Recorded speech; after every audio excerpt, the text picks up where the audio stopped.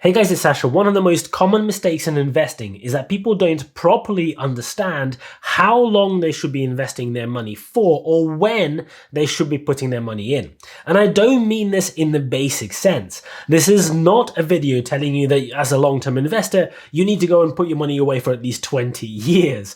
Investing time horizons are an incredibly important part of making investing decisions. And most people either completely ignore this part or don't really think about it. I'm guilty of sometimes not giving this enough attention. So in this video, I will explain some really important points about how you can and how you should maybe think about investing timeframes. Perhaps it is not as simple as some people think. It is also very important and it is very often overlooked. Okay, so you are an investor and you have decided to invest your money into a particular stock. You have done your homework and you've decided that you particularly like this very company and you think it is a great investment with a massive potential upside. So you are ready to put your money in. But here is a very, very important question for you. How hard do you think your money is going to work for you over the time that you plan to hold this investment? Will it work as hard for you the moment you put your money in right now as it will in 3 years' time? Will your money be working harder in 5 years than it will right now when you put your money in? Should you even be investing in that stock right now? Or does your time horizon analysis say that maybe you should be putting that cash somewhere else? Because here is an important thing. We all know that time in the market beats timing the market. But we also all know that if we try to time it, more often than not, we're going to get it wrong, right? Well, not quite. It is more nuanced than this, because when you make an investing decision, you're not just making a decision on whether to go and invest in that one company or not. It is not a binary kind of thing.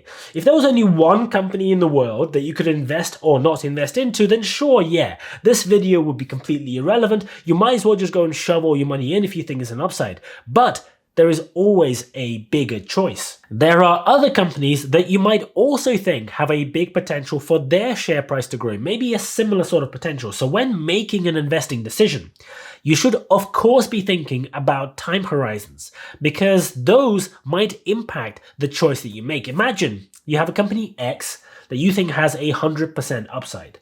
And then let's say the upside does turn up over a 5-year period. But not all companies like Company X are created equal. The market does move in mysterious ways. So you might say that you expect the average path for your money to be paid off to be a straight line. On average, you'll sort of find this upside. You don't know when. It might go up or maybe down along the way, do lots of wobbling. But that's sort of average is what you're aiming for. But some companies will naturally tend to collect their upside sooner. The graph might look something like this. Some other companies might collect that upside later on, so you might have to wait a few years before anything really happens. So here's the thing. You can time the market like a boss, because you can assess the range of probabilities. Sure, it's not going to be completely accurate all the time, but you can build an expected set of potential outcomes that will drive the shape of that growth curve in the future. There are 3 main reasons that affect this curve, and I use them in my analysis all the time, so let me go through them. And they are cash flow timing, catalysts, and investor sentiment. I'll give you some examples as well in real life so that it is a bit easier to understand. First up, let's talk about cash flow timing. This one might be the most boring and maybe also the least obvious of the 3, but it's also sometimes the most important. A company's share price is meant to represent the sum of all the future expected cash flows from that business. So if a company, for example, goes and makes $1 per share in free cash flow next year, that means there is now $1 more per share sitting in the company bank account. You own $1 more in hard assets with that share that you have. And whichever way you use to assess the target share price, whether you're doing multiples, building models, whatever approximation it is you're doing, you're basically just ultimately trying to figure out what the sum of those future cash flows is going to be. But the way these look for different companies will look very different. Take Apple, for example. Apple is printing cash at the moment. They are expecting to smash all records with iPhone sales in the next month, and as a shareholder, your share price reflects that the company is going to be collecting a whole load of money over that coming month, over the coming quarter, in Q1 when they usually do well, next year, and so on and so on. So when you make an investing decision, you might expect a relatively steady flow of return on your investment.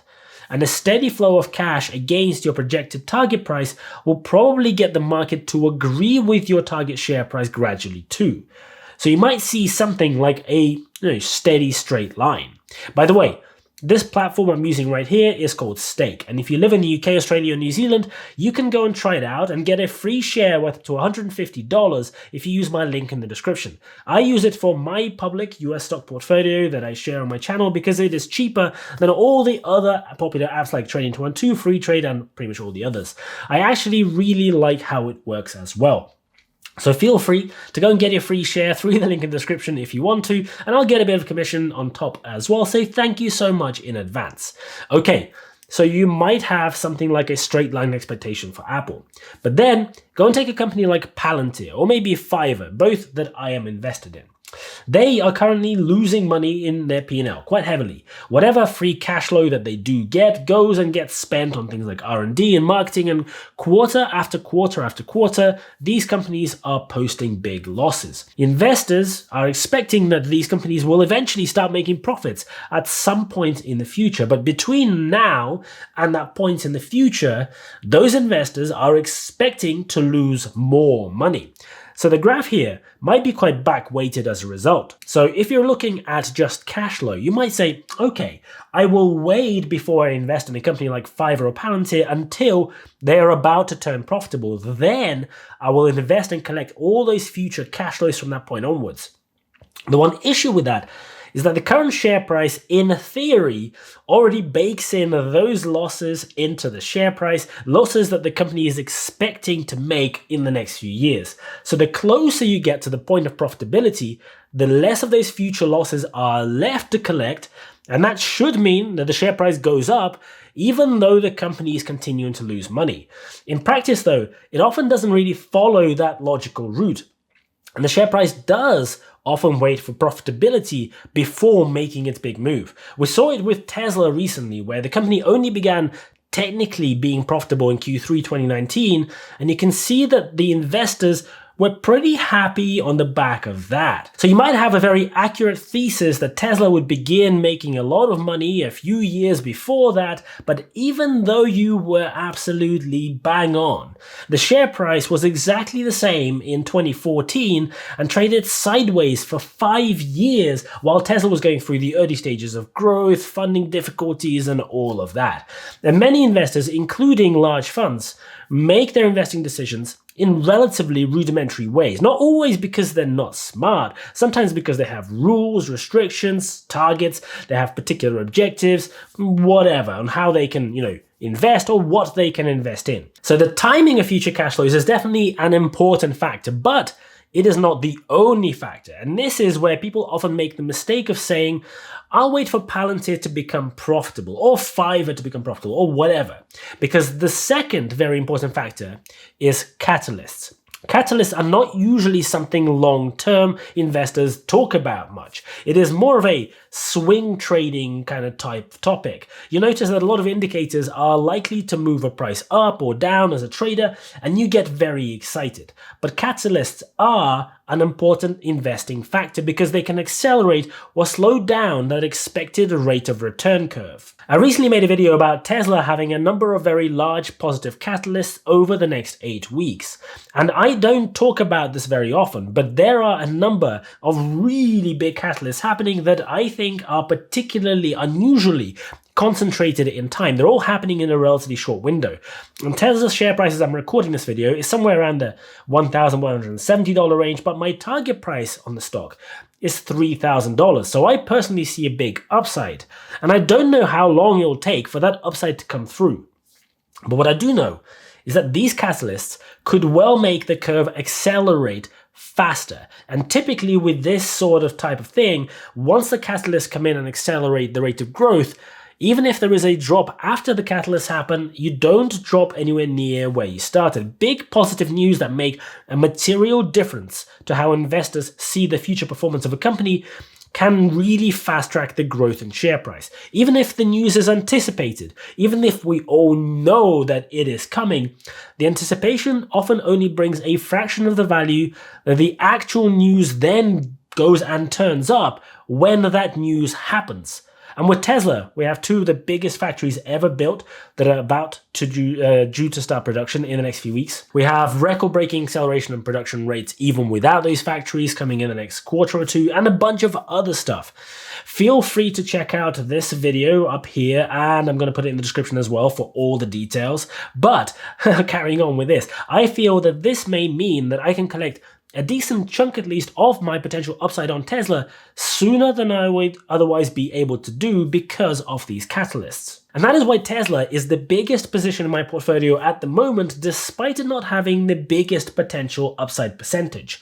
I made a video about Lucid Motors a couple of months ago where I talked about a huge catalyst. It was literally just based on one picture I saw on social media, but it was a really important picture. It showed that Lucid started production and deliveries of customer cars. That picture showed the first batch of cars on transporter being delivered. And I said how I expect that a stock like that at that point in their journey is possibly going to get a very big boost as a result. And sure enough, within a few days, Lucid announced publicly that they have started production and delivery of cars. And there was a huge amount of media attention. It was just all over the internet, and the share price went up over 100%. Now, I didn't expect it to go over 100%. But it did, and that was purely because of the catalyst. And there's also a third factor that you absolutely have to consider, and this one is a bit more subtle than the first two. It is the investor sentiment.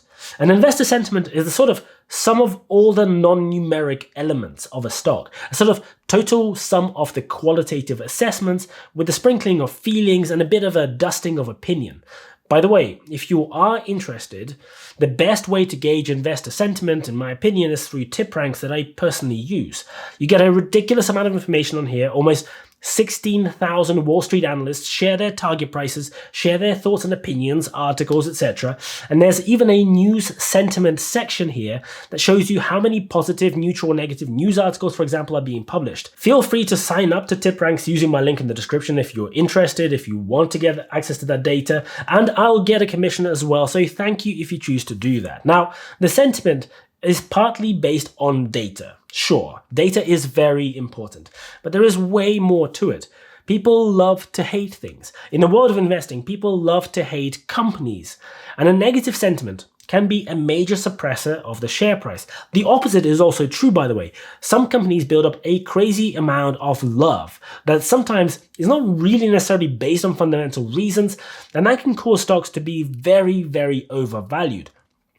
I personally think that at the moment, that sort of factor is happening with Nvidia, for example.